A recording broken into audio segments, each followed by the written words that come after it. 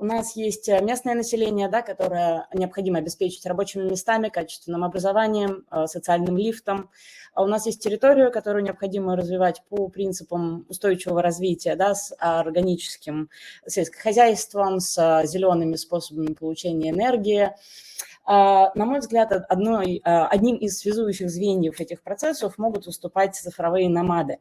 Это особенно актуально для тропических стран, таких как Индонезия. И я буду говорить сейчас в том числе как представитель этого племени цифровых номадов, который в том числе имеет очень свежий опыт проживания на Бали. И, собственно говоря, этот опыт стал одной из причин, по которой мне хотелось бы заниматься в целом этим проектом, да, устойчивого развития территорий и регионов. И глобально мне хотелось бы прийти к миру, который не содержит закрытых границ. Да? Юное поколение все меньше покупает жилье, они предпочитают инвестировать в инструменты, они арендуют жилье. Более того, концепция work and travel, когда ты работаешь, путешествуешь одновременно, становится все более популярной. Очень много исследований подтверждают этот тренд. Следующий момент я обратила внимание, поскольку я прожила в номадских сообществах в разных странах, номады, когда приезжают на какую-то территорию, они заботятся. Появляется мысль, а давайте, может быть, придумаем, как здесь сделать, значит, завод по переработке мусора. А вот не хватает таких сервисов и технологий, в моей родной стране не есть, давайте мы это здесь сделаем. Потому что одновременно это получается и нишей, которую они нашли на этом месте, да, и улучшением для жизни общества. И опять-таки номады, которые переселяются куда-то, создают и большое количество рабочих мест, потому что они покупают, да, они ходят в кафе, они занимаются теннисом, они занимаются падлом, они занимаются серфером, им нужны тренеры, прокаты снаряжения, им нужна еда, им нужен там салоны красоты, массаж, можете себе представить. То есть вокруг них обрастает инфраструктура, которую они же еще и помогают создавать. Более того, большое сообщество номадов и комфортные условия для них создают необходимость появления англоязычных школ, которые могут быть доступны в том числе для местного населения. Появляется возможность привлекать специалистов на, не знаю, выездные лекции, да, мастер-классы и так далее. И если это делать изначально, задача интегрировать международное и местное сообщество, это будет очень хорошим социальным лифтом для местного населения.